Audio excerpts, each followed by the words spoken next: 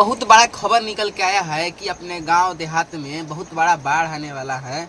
27/9/2024 को ये बाढ़ छोड़ा गया है और आने वाला है या नहीं आने वाला है ये सच हम बताने का प्रयास करेंगे, क्योंकि व्हाट्सएप, इंस्टाग्राम, फेसबुक, टेलीग्राम में दिखाई दे रहा है कि बहुत बड़ा बाढ़ आने वाला है। कृपया जो नदी के आसपास होता है या कोई भी पशु या अथी क्या बोलते हैं कि घर और उसके बगल से आप लोग हट जाइए।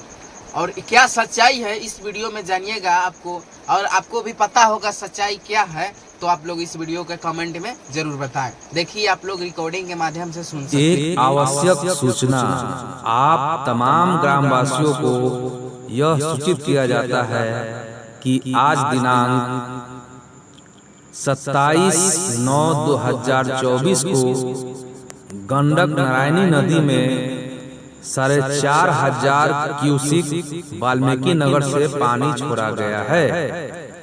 तो मेरे किसान भाइयों, मेरे ग्रामीण भाइयों, जो भी गंडक किनारे, नारायणी नदी किनारे बसे हुए हैं, कृपया ध्यान से सुने। अपने पशु या जो भी सामान है उससे ऊंचे स्थान पर ले जाने का कष्ट करें। 27/9/2024 को यह पानी छोड़ा गया है।